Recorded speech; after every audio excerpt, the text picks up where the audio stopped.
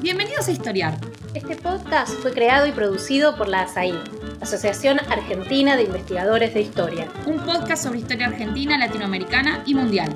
Acompáñanos en este recorrido por el pasado para pensarnos en el presente.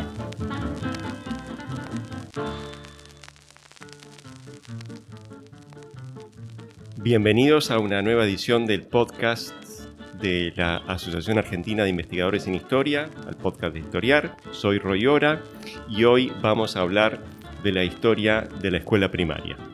Lo vamos a hacer en parte porque estamos cerca de un nuevo aniversario del Día del Maestro, celebrado el 11 de septiembre, que es la fecha de deceso de Domingo Sarmiento, el prócer de la educación.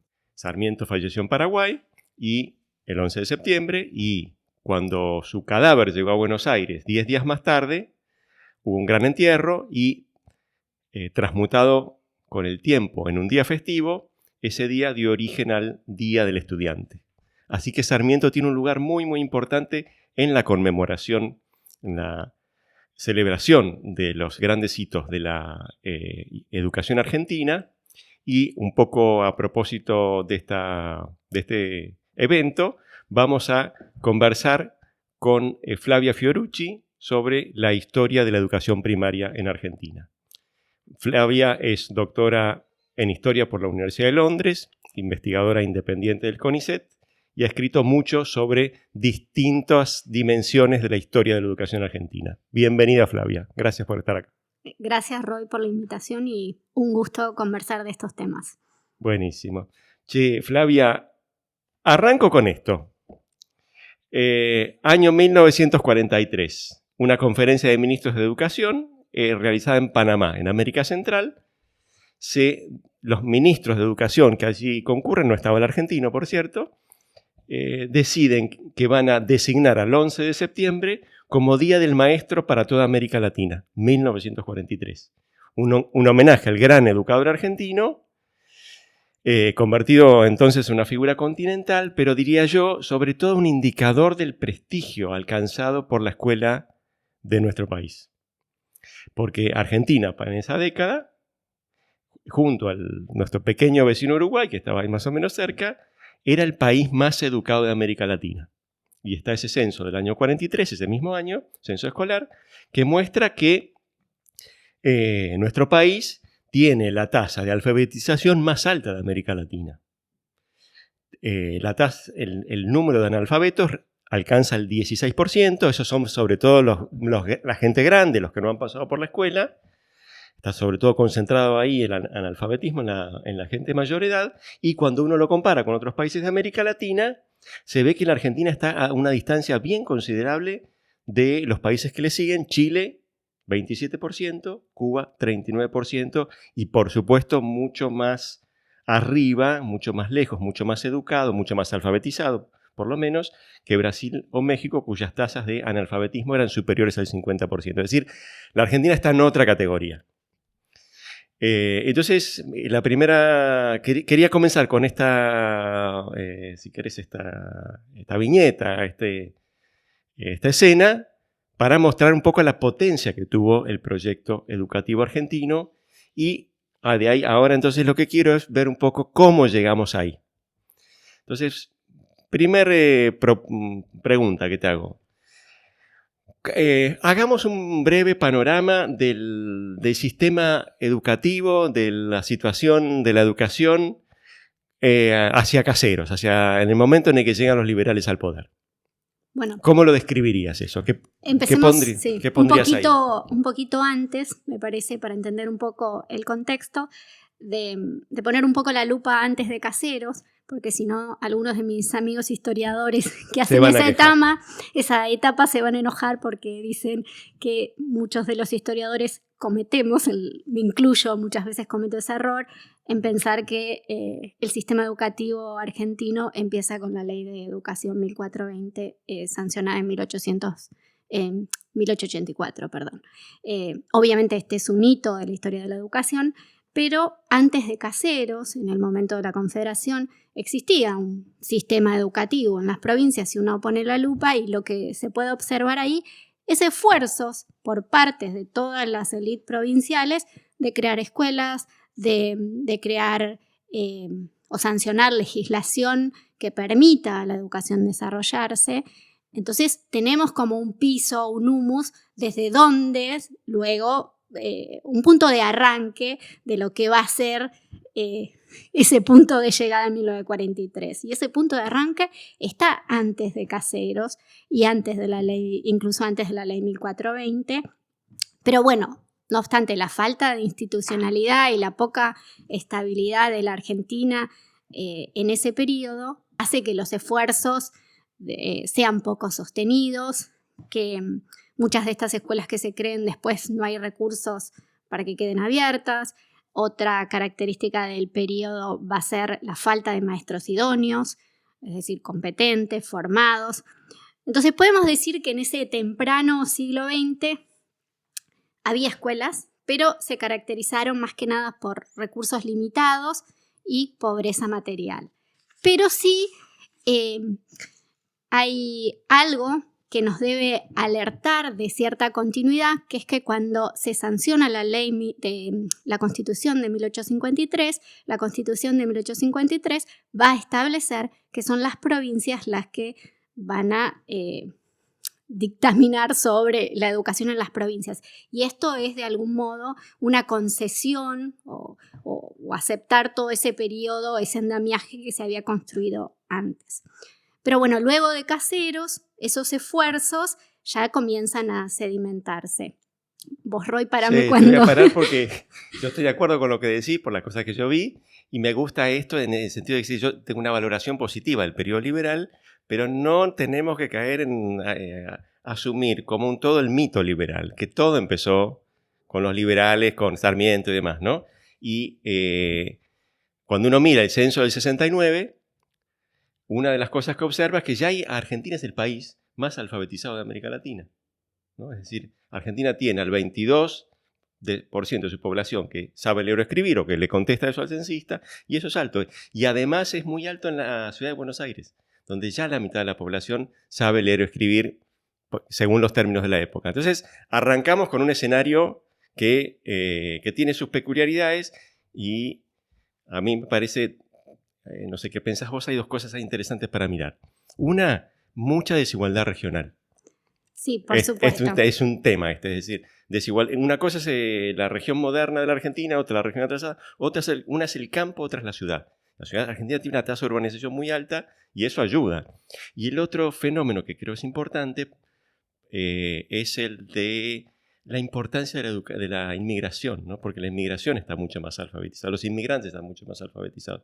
Entonces eso crea un escenario sí. con muchas diferencias, si querés, sí. ¿no es cierto? Con luces, contrastes y sobre todo contrastes regionales que van a recorrer un poco la historia de la alfabetización argentina, del sistema educativo argentino. Sí, bueno, si uno hace la historia de la educación, siempre la panorámica es una cosa, la fotografía panorámica, y cuando pone la lupa y las diferencias regionales son muy marcadas y se van a sostener en el tiempo, cuando se hacen balances, el centenario, los 50 años de la sanción de la ley 1420, es muy claro y muy, muy marcado. Tengo algunas cifras que después las puedo contar cuando avancemos un poco en el tiempo de estas diferencias regionales, pero el analfabetismo puede superar 3 veces en algunas provincias, sobre todo el norte o en el campo, con respecto a la ciudad de Buenos Aires. Y sí, yo creo que esas dos hipótesis son correctas. Lo que me parece que dijiste, que me pareció muy interesante, de no solo enfocarse, por más que uno tenga una valoración positiva del esfuerzo de la etapa liberal con respecto a este proyecto, que creo que fue uno de los principales proyectos del programa de la Argentina liberal, no siempre visto pero fue un gran motor de ese proyecto, es que lo que cuaja en ese momento, creo, es un consenso que tiene varios aspectos. Obviamente, detrás de ese consenso sobre qué lugar debe ocupar la escuela y qué puede hacer la escuela para la Argentina, hay matices, hay diferencias sobre qué tipo de educación brindar, si se les debe brindar a las mujeres el mismo tipo de educación, si la escuela debe formar ciudadanos, trabajadores, qué lugar debe tener la religión en esa escuela. y hay batallas campales sobre estos temas, pero el consenso es que la escuela es el motor del progreso y que es el motor del progreso material y moral de la República, y que nada de eso se va a alcanzar sin esto este aparato que ya para ese entonces es muy reconocible. Quiero decir, es claro que es una escuela, medianamente. Entonces ese consenso. Y el otro consenso que me parece importante resaltar, que no es compartido en todos los países de América Latina, o no tan claramente compartido, es que el Estado debe ser, o esa batalla la gana, mejor dicho, porque hay diferencias en eso, hay una batalla campal, sobre todo en lo referido al rol de la Iglesia, pero que el Estado debe ser el motor de este proyecto. O sea, las escuelas deben ser gestionadas y financiadas por el Estado, y si no son financiadas y gestionadas, por lo menos el Estado debe decir qué es la escuela. Hablemos 2 minutos de eso. A la luz de lo que vos venías diciendo, queda claro que la política pública estrella de la nación liberal es la educación, ¿no? Eso es, para ese grupo de dirigentes, lo más importante en términos de transformar la sociedad. Después está, por supuesto, la dimensión material y progreso, pero en términos de política que aspira a transformar la sociedad, la educación es importante, y vos dirías, me parece, que también está animada de una vocación igualitarista. ¿Es así o no es así? Sí, bueno, yo creo, esa es una hipótesis que ya forma un poco parte de mi trabajo, que creo que sí. Yo creo que a pesar de que este proyecto tuvo resultados positivos visibles, si lo medimos en crecimiento económico, o sea, es difícil hacer la correlación exacta, pero hay en progreso en calidad de vida, en alfabetización, primó en esta etapa de expansión y consolidación del sistema educativo un esfuerzo por permitir el acceso a la educación, y en este sentido estuvo muy habitada por el apuro. Entonces eso también explica las diferencias regionales. Muy habitada también por la idea de permitir que todos los ciudadanos, y muy federal, y esto va un poco en contra de las hipótesis que hablan del sistema educativo como un sistema educativo muy centralizado. Sí, está bien, la burocracia estatal, el Ministerio de Educación estaba en Buenos Aires, pero creo que esta vocación de permitir el acceso, al contrario, le daba a las provincias un protagonismo que en otros proyectos, tal vez de la Argentina liberal, no es tan claro. No sé si esto lo compartís. Okay. Sí. A ver, digamos 2 cosas sobre la relación entre Estado federal y provincias. Hay una dimensión de eso que tiene que ver con el financiamiento, y en general las provincias pobres son las que están más retrasadas en términos de la calidad de la oferta educativa respecto a, por ejemplo, Santa Fe o la capital federal, por supuesto, ¿no? Y después hay otra dimensión de esto que es, bueno, cómo se arma el proyecto educativo y qué relación hay entre el Estado federal o la burocracia central y las provincias, ¿no? Bueno, ahí ¿Qué dirías sobre eso? Me parece que ahí hay un poco que mirar la legislación educativa y este gran monumento de la educación argentina, que es la Ley de Educación Común de 1884, y luego otra ley. La 1420, la famosa 1420. Sí, que ahí es una ley que en realidad ahí deja claro ya esto heredado de la Constitución de 1853, que las provincias están a cargo de su propia educación, pero esta ley, digamos que delinea, las provincias van a seguir lo que dice la ley 1420, la obligatoriedad de la escuela, la gratuidad de la escuela, determina un sistema de inspección que viene de nación, ahí sí es un aspecto centralista que va a ir a las provincias y que de algún modo va a determinar las subvenciones que las provincias van a recibir del Estado-Nación. Entonces ahí las provincias tienen una inspección provincial y una inspección nacional. Entonces eso, en ese lugar, ahí sí hay como un límite al Estado, digamos, al Estado provincial por parte de los estados centrales. Pero esta ley igual le daba mucha libertad a las provincias, y alrededor a principios del siglo XX va a surgir otra ley dado que el diagnóstico de la élite es que no se ha alcanzado aquello que se esperaba por esto mismo de la falta de financiamiento en las provincias pobres, entonces se va a pasar esta ley que permite... La ley Lainez. Sí, la conocida ley Lainez o también ley Avellaneda, que permite al Estado Nacional crear escuelas nacionales en las provincias. Y esto va a ser leído por algunos actores de la época, como no sé, el pedagogo Julio Barcos, o como también por la bibliografía hoy, como una intromisión del Estado Nacional sobre las provincias.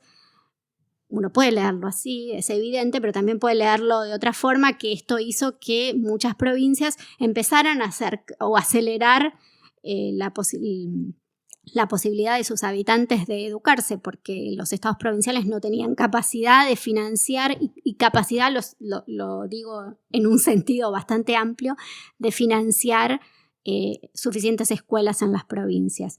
Y el número de escuelas fue muy, muy marcado del crecimiento, y en algunas provincias hasta superaron las escuelas Lainez a las escuelas provinciales, porque además tenían algunas ventajas, entre otras les pagaban mejor a los maestros y maestras. Tendemos a decir maestros, pero eran maestras. Ahora hablamos de eso. Que en las escuelas provinciales. Claro. Sí, entonces es fundamental la ley Lainez, o Avellaneda, como decís vos, porque le da financiamiento sobre todo a las regiones más atrasadas. Sí. Y ayuda a que se acorte la brecha en términos de alfabetización y calidad de la enseñanza en líneas generales con las regiones más modernas del país, ¿no? Sí, se dice que los padres, esto lo dicen los documentos de la época, Querían ir a la escuela Lainez. Querían ir a la escuela Lainez. Mencionaste maestras y maestros. Giremos la atención hacia ese punto. Porque esto es un ejército enorme, es un ejército que al comienzo es muy chiquito y muy amateur, ¿no? Es decir, los que enseñan, primera mitad del siglo XIX, casi ninguno tiene titulación. Cuando empieza a expandirse el sistema estatal, la mayor parte de los que enseñan tampoco tiene. Cuesta armarlo, ¿no? Cuesta poner al frente de un curso docentes capacitados. Y cuando uno lo mira, la imagen que me viene es de un ejército con generales, que son varones, y con sargentas, que son mujeres, pero también con coronelas mujeres, ¿no? Es decir, le da un lugar a la mujer que es importante. Aquellos que hacen historia de mujeres en la Argentina no pueden no dejar de mirar el magisterio, porque por un lado, bueno, fue finalmente la mujer la que posibilitó la expansión de este sistema educativo. De hecho, si hacemos, bueno, yo formo parte de un centro de historia intelectual, y cuando hacemos historia de los intelectuales no podemos no dejar de mencionar que esos intelectuales llegaron a ese lugar porque fueron alfabetizados por mujeres. Es decir, sí, fueron sargentos porque era un lugar acotado. Las mujeres llegaron ahí por varias razones. No fue un fenómeno solo argentino, es un fenómeno en todos los países. Se elige a las mujeres para sostener las escuelas porque ideológicamente se cree que son mejores para enseñar a la niñez, porque el rol se piensa que se asemeja al de la madre, pero también porque son más baratas, o se supone que son más baratas, les pueden pagar menos. Sí, esto lo dice Sarmiento muy claramente. Él dice, es una cuestión de economía. Sarmiento fue el gran ideólogo de esta apuesta en la Argentina, ¿no? Esta apuesta por las mujeres en el plano educativo, en la educación primaria. Y bueno, y las mujeres llegan en masa muy rápidamente a la escuela. Si antes de la ley 1420, más o menos la mitad de los docentes eran varones y la mitad mujeres, para fin de siglo ya estamos en el 70-80%. Y es muy rápida, muy progresiva esta feminización del magisterio. Y bueno, y de a poco esa feminización va llegando a niveles más altos, como empiezan a ser directoras de escuela, fenómeno que algunos actores de la época lo miran con preocupación, pero es básicamente lo que sucede. Las mujeres, o sea que de algún modo, y también otra cuestión que no es menor, va a ser un trampolín para el ejercicio de otras profesiones para las mujeres. O sea, es la posibilidad de tener un proyecto vital, es la posibilidad de tener un salario, de independencia económica, material, pero también para algunas mujeres, como por ejemplo hace poco estuvimos hablando acá sobre Cecilia Grierson, la primer médica argentina, bueno, fue lo que le permitió, en el sentido más material del término, ir a la universidad, porque Cecilia Grierson siempre trabajó de maestra mientras estudiaba, porque no tenía cómo mantenerse. O sea que fue un trampolín, lo digo en un ejemplo puntual, pero para otras profesiones de mayor prestigio social. Fundamental el papel del magisterio, en particular de la escuela normal, ¿no? Para poner a las mujeres de esa primera mitad del siglo XX, fundamentalmente, ¿no? Sí, bueno. En una posición de poder, les dio la posibilidad de tomar la palabra, de ganar un lugar en la esfera pública, que de otra manera, digamos, en otros campos estaba muy cerrado, ¿no? En un momento en que la universidad era realmente muy cuesta arriba, y probablemente esa fue la apuesta más rendidora para las jóvenes que querían ganar reconocimiento social, autonomía laboral y también prestigio intelectual, ¿no? Frente a su mundo. Sí, bueno, el normalismo, bueno, otra vez tenemos que volver a Sarmiento, ya que estamos cerca del 11 de septiembre. La enseñanza en escuelas normales para formar a los maestros idóneos, que, o sea, no era tampoco algo que se le había ocurrido a Sarmiento, sino que pertenecía a un clima de época. Bueno, Sarmiento decide que hay que hacer esa apuesta en la Argentina, había escrito libros al respecto, había tenido un papel fundamental en abrir la primera escuela en Chile también, durante su exilio, y cuando viene a la Argentina decide que hay que implementar, que se necesita para sostener este sistema educativo, se necesita maestros formados y que es mejor que esto quede en manos de las mujeres, por distintas razones. Entonces él va a crear la primera escuela normal.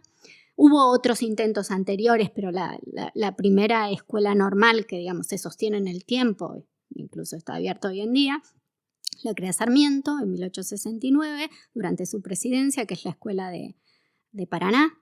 Para esto va a traer personal. Digo personal porque no solo trajo mujeres, sino que sus primeros directores son todos extranjeros, los 3 primeros directores.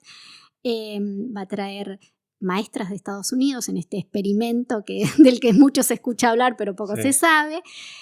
Trae 65, que la llaman las 65 valientes, porque realmente eran mujeres muy valientes para venir a la Argentina en ese momento. Y muchas de ellas vivieron experiencias hasta muy traumáticas. No era fácil y se suponía que ellas iban a difundir esta enseñanza en la Argentina. Y bueno, muchas de ellas terminaron en escuelas normales, llegaron a Paraná, tuvieron que estudiar idioma español y después empezaron a dispersarse por el territorio nacional al compás de la creación de escuelas normales, que si uno también posa la mirada en otros países latinoamericanos, en el caso de Argentina fue muy vertiginosa, el Estado hizo una apuesta muy, muy grande para abrir escuelas normales por todo el territorio nacional. 2 preguntas, Flavia. Uno, ¿a qué atribuís la importancia que le dio la élite dirigente al proyecto educativo? Para decirlo, hablamos un poco en general de esto, pero ¿por qué dirías que fue tan importante para ese grupo dirigente? Yo creo Porque que eso no fue solamente una decisión, sino que había que poner la plata, sí, ¿no? Que siempre tiene fines alternativos, se podría haber puesto en otro lado.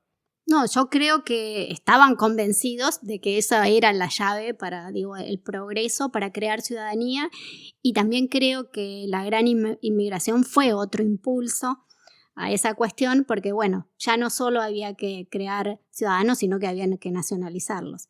Entonces había que darles a todos una educación común y bueno, para esto se necesitaban maestros argentinos que hubieran sido educados en valores argentinos, que pudieran transmitir esos valores argentinos. Y entonces eso dio un nuevo impulso a la educación. Era como una protección contra la anarquía, la anomia, y también, y eso se fue alimentando con otras cuestiones, con valores disolventes, ideologías extrañas. Entonces, y quisiera decir algo sobre las mujeres.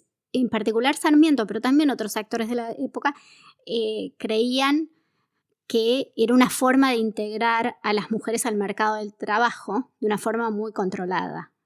Digo controlada porque bueno, la escuela era un ámbito que veían como asimilable al ámbito doméstico. Y entonces eso también tenía otro atractivo, porque la realidad del trabajo femenino era una realidad, pero este era un trabajo considerado decente, las volvía útiles para la patria. Que sea compatible la utilidad social con el progreso individual, de alguna manera, ¿no? La otra pregunta, Flavia, es, estuvimos hablando un poco en general. Si tuvieras que periodizar la historia de esta escuela, ¿qué hitos pondrías? ¿Hay hitos importantes? ¿Es más bien un proyecto que una vez que se lanza ya tiene su propia inercia y camina solo? Creo que ahí depende que uno mira. Hay distintas cronologías posibles en la historia de la educación argentina y de hecho hay ensayadas distintas cronologías. Algunas cronologías más, digamos, escritas alrededor de las modas pedagógicas o de las ideas pedagógicas, por ahí resultan menos interesantes para un público más amplio. A mí me parece que sí hay hitos. Un hito es la ley 1420, que podemos pensarla como un hito de punto de llegada de algo que viene por detrás, pero es un hito y que abre toda una puerta hasta, y ahí me resulta difícil poner un punto donde digo, bueno, cambió ese ímpetu de la Argentina liberal. Yo creo que llega hasta el peronismo, haciendo como una cronología muy larga, donde lo que prima es la voluntad de abrir el acceso a la educación, de crear escuelas, de formar maestros, con particularidades en cada etapa. Pero yo creo que en el posperonismo, y especialmente en la década del 60, ese periodo de expansión, aunque se sigan abriendo escuelas, aunque siga aumentando la masa de estudiantes, cambia. Y ya este optimismo, y acá igual quiero hacer una aclaración, es muy optimista, pero cuando uno mira los documentos de la época, no hay un año de la historia de la escuela donde no aparezcan los diagnósticos agoreros sobre el estado de la educación. O sea, a nadie el ideal está tan alto que a nadie nunca le gusta cuando mira lo que está pasando adentro de la escuela. Pero a nivel macro, ese clima celebratorio yo creo que para la década del 60 se termina. Y si hablamos alrededor del 11 de septiembre, fecha que he seguido a lo largo de los años, es claro que en esa década lo que predomina ese día en particular, el Día del Maestro, es el diagnóstico de crisis. A partir de ahí la conversación cambia. Lo que está en discusión ya es un sistema en crisis, no es un sistema que se está expandiendo, que está ofreciendo nuevas oportunidades. Igual hay cambios, ¿no? Bueno, hacemos una breve pausa y después retomamos con el periodo, diciendo un par de cosas más sobre el periodo peronista y posperonista. Este es el podcast de ASAI, la Asociación Argentina de Investigadores en Historia. Te invitamos a asociarte y a seguirnos en las redes, en Twitter, en Facebook, en Instagram. Podés encontrar toda la información sobre la asociación en nuestra página, asai.org.ar. Te esperamos todos los sábados con un nuevo episodio de Historiar sobre los grandes temas de nuestro pasado, abordados por especialistas e historiadores profesionales de manera rigurosa y cordial. Seguimos con nuestro episodio de hoy. Muy bien, Flavia, seguimos hablando sobre la historia de la educación argentina y quería entonces, dijiste algunas cosas, pero quería retomar la cuestión de qué cambió con el peronismo en el sistema educativo, en la educación. ¿Qué es lo que te parece más relevante poner sobre la mesa cuando uno pronuncia la palabra peronismo? Bueno, ahí hay una cuestión que va en sintonía. Estamos hablando, del peronismo del 46-55, ¿no? Sí. Bueno, hay una gran cuestión, digamos, que va en sintonía con todo con todo el resto de lo que trajo de nuevo el peronismo, que es la democratización del acceso. Se va a caracterizar el periodo por una gran expansión del sistema educativo, pero no va a tocar tanto la escuela primaria, sino que va a ser más la escuela secundaria, y ahí va a introducir novedades como un énfasis en la educación técnica o en la educación de adultos, este tipo de cuestiones. Pero sí hay dos cuestiones muy importantes que van a introducir, que no son completamente nuevas en algunos lugares, el peronismo, que uno es la enseñanza religiosa en las escuelas, claro, digamos, yendo en contra, en parte, vamos a aclararlo, de la ley 1420, porque muchas provincias mantuvieron o tuvieron en determinados momentos educación religiosa dentro de las escuelas, pero acá va a ser una normativa a nivel nacional, y esto va en contra de cierto ideario del normalismo, que era laico porque identificado con el ideal de Sarmiento, que siempre pensó la educación como laica. Incluso Sarmiento no estaba a favor de la idea que se enseñara educación fuera del horario escolar, como terminó diciendo la ley 1420. Esa fue una cuestión, y la otra fue el uso político de la escuela. Obviamente la escuela siempre fue un instrumento, no sé si la palabra instrumento es correcta, pero digamos, siempre fue usada políticamente. Nacionalizar, sí, transmite valores, sí. Pero una cosa es transmitir valores, otra cosa es buscar la adhesión a un partido político, a un candidato, a un presidente, a un nombre propio. Eso era algo inédito, o por lo menos que yo conozca, en la historia de la escuela argentina, y eso que produjo otra característica que me parece que es así singular al periodo, que es el grado de conflictividad que vivió la escuela en esa etapa. Por trabajos que he hecho, he visto los sumarios en la etapa peronista y hubo un grado de conflictividad bastante pronunciado en esa etapa a raíz del peronismo y a raíz de esta, como le llaman los historiadores que hacen esto, peronización de la escuela. Sí, sí. La escuela se convirtió en un campo de batalla más entre peronismo y antiperonismo, y además golpeó ese grupo de educadores que estaba formado en otra tradición mucho más laica, ¿no? Sí. Mucho más. Igual sería equivocado pensar que no había maestros peronistas. Claro. Por eso mismo generó esa conflictividad, porque hubo maestros peronistas y hubo batallas a nivel simbólico a raíz de la figura de Sarmiento, claro, en esa etapa. Sí, pero en líneas generales vos dirías cambio, pero también continuidad, ¿no es cierto? Es decir, el proyecto educativo argentino, sobre todo en el plano de la educación primaria, reconoce muchas continuidades. Yo pensaba, la educación peronista no tiene un héroe modernizador. No, sigue digamos, siendo... no tiene un Carrillo, no tiene una Eva que diga, bueno, vamos a dar vuelta a este sistema como una media, y esto en un punto habla de lo que comentamos hace un rato, que es, bueno, era una política que funcionaba bien. Perón el 1 de mayo podía decir, del 45 en adelante vivimos una nueva era, antes era la oscuridad, ahora es la luz.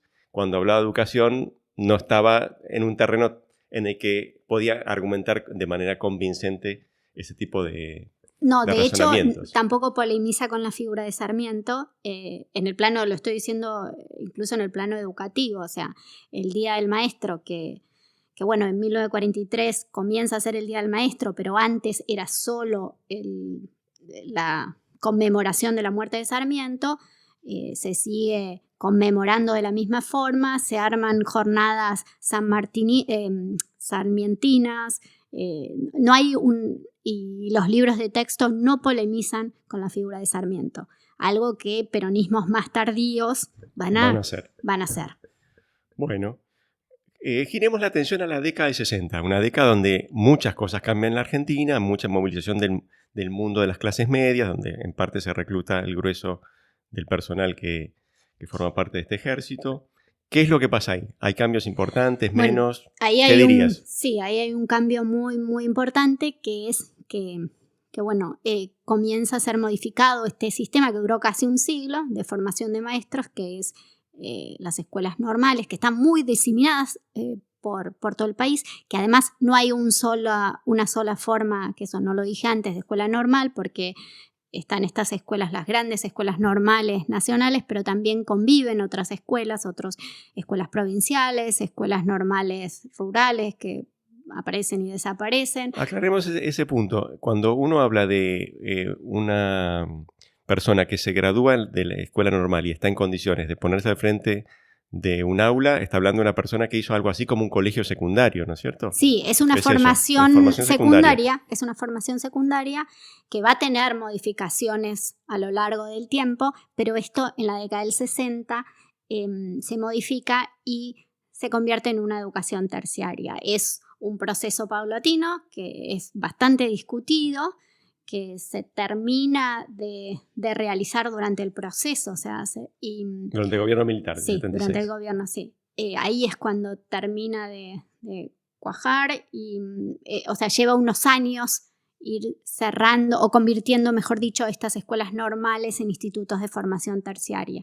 Y hoy continúa así. Hay algo que tal vez no dije, que es...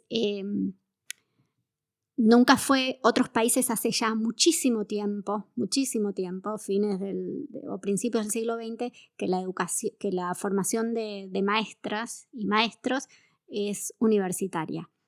Esto es una discusión que en Argentina aparece, pero nunca genera ni consenso ni demasiada atención. Aparece, uno la puede registrar en la prensa cuando... los actores que hablan de estos temas empiezan a ver qué es lo que está pasando en otros países, pero no gana la batalla. No funciona. Bueno, nos quedan unos pocos minutos y quiero llevarte a un tema quizás más espinoso o no, depende, que es el siguiente. El año pasado, hace unos meses, no el año pasado, salieron los resultados de la prueba Aprender 2022, las pruebas Aprender que se hicieron el año pasado, y allí nos enteramos que el 46% de los alumnos de tercer grado no tiene buena comprensión lectora, ¿sí? Y el problema es mucho más grave en los alumnos de menor, comprensiblemente, razonablemente, ¿no? En los alumnos de menor nivel socioeconómico. Ahora, cuando la escuela pública ya no es la única alternativa educativa, cuando han crecido otras opciones, hablar de los estudiantes de menor nivel socioeconómico significa sobre todo hablar de la escuela pública, ¿no? Entonces quería preguntarte, ¿qué te parece que pasó con el proyecto educativo argentino? Que desde los años 70, desde algún momento en adelante, tuvo rendimientos decrecientes. Hoy conforma menos a quienes lo analizan, a quienes lo ven, a quienes lo, digamos así, transitan por sus aulas. ¿Qué es lo que pasó? ¿Cómo armarías esa discusión? ¿Qué podemos decir los historiadores sobre los problemas de la educación argentina contemporánea vista en una perspectiva de largo plazo? Bueno, ahí hay como matizar en varios sentidos. Por un lado, está esto que yo digo, que siempre que uno mire la educación, a los actores de la época hablando, la educación nunca rinde lo que se supone que debe rendir. Pero aún así yo creo que hoy estamos en una situación mucho peor que en 1920, porque claro, hoy no habría un congreso en Panamá diciendo el faro luminoso está en Argentina. Sí, no solo por eso, sino porque ahí estábamos en un estado que asignaba un rol muy importante a este proyecto, todavía, y hoy no parece ser, no forma parte de la discusión de los políticos en los tiempos electorales, la cuestión educativa. Entonces, yo creo que la escuela, que por otro lado sigue siendo casi igual a esta escuela que idearon en el siglo XIX y que me parece que reclama con urgencia transformaciones, no sé cuáles, no es mi terreno, pero me parece que la persistencia de un formato, del mismo formato después de tantos años con una sociedad que ha cambiado tanto, revela por sí solo que es necesaria cambiarla. Me parece que la escuela no pudo estar al margen de la inestabilidad política y económica que signó la Argentina durante todos estos años, y que bueno, se volvió presa de esas luchas, pero no pudo estar al margen de esa inestabilidad política. Y si pensamos que para que arraigara el proyecto, recién realmente pudo arraigar una vez que se logró la estabilidad política. Pero es algo así, ¿cómo se logra? ¿Cuál es el camino? No lo sé. Sé que algo tiene que cambiar. Te provoco un poco más. Mira, yo tengo en mi lista de como grandes títulos 3 cosas. Una, vos hiciste referencia, crisis fiscal del Estado, ¿no? Hay menos plata en las escuelas. Ese es uno. El segundo es formación de calidad, ¿no? Es decir, hoy tenemos la impresión de que la calidad de la enseñanza que obtienen los que van a estar al frente del aula es comparativamente inferior al del momento más potente del normalismo argentino. Y tercer tema, deserción de las clases medias. Bueno, ¿qué te parece? Sí, en parte lo comparto.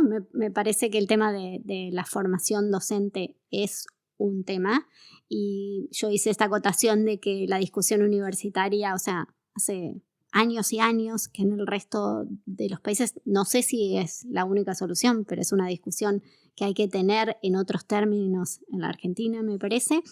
El tema del financiamiento es obviamente un tema, y tal vez no es solo cuánto presupuesto se asigna a la educación, sino cómo hacemos que ese presupuesto no quede preso de otras discusiones en un país con problemas tan urgentes. La educación obviamente es un problema urgente, pero no tiene el nivel de emergencia que tienen otros cuando tenés el 50% de pobres. Y después creo que hay ciertas cuestiones un poco tal vez antiguas del ideario normalista que tal vez deberíamos volver a pensar y recuperar. Yo creo que, por ejemplo, deberíamos volver a respetar la neutralidad de la educación, que se ha perdido. Es un poco críptico mi comentario, pero quiero decir que... ¿Qué quiere decir eso? ¿No? Claro. Y que la escuela hoy se ha vuelto campo de batalla de disputas políticas, y que esto se ha vuelto más importante a veces que el principal objetivo de la escuela, que era educar. Y entonces ahí se ha perdido un poco, o sea, hay problemas materiales, pero también me parece que hay problemas hemos perdido ese consenso de para qué sirve la escuela. Y eso es algo que hay que recuperar, y que eso estas élites políticas tenían claro. Bueno, llegamos al final del camino. No con tanto optimismo quizás, pero por lo menos llegamos al final del camino. Muchas gracias, Flavia. Un placer charlar con vos sobre estos temas. Bueno, gracias, Roy.